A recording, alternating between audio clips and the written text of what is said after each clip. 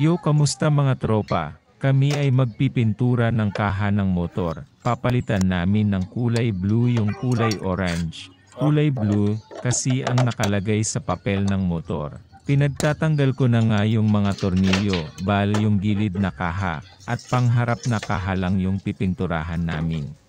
Pinaliha ko na kay Utol yung panggilid na kaha, at yung isa pang panggilid na kaha niliha ko na rin para mabilis. Pagkatapos nga maliha nilinis ko na para maalis yung mga alikabok o anumang dumi na nakadikit. Tapos inumpisahan na rin naming bugahan ng pintura, primer gray nga pala yung unang patong.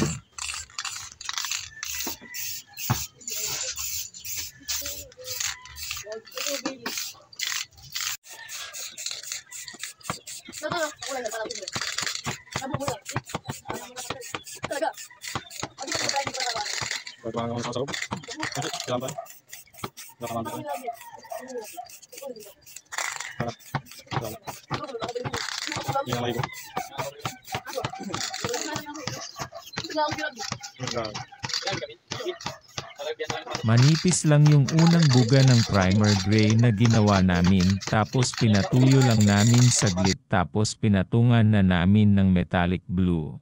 Bosny paint nga lang pala yung ginamit namin, dahan-dahan lang naming binugahan, buti na lang at maaraw yung panahon ngayon at hindi mahangin. Ito nga pala yung kinalabasan ng pininturahan naming kaha. Ang ganda, napakalinis at makinang lalo na sa personal. Yan nga pala yung pangharap, medyo dark metallic blue siya, hindi kasi nalagyan ng primer gray. Pero okay naman, maganda pa rin, halos wala naman pinagkaiba sa may primer gray. Hanggang dito na lang tong video mga tropa, maraming salamat sa panonood.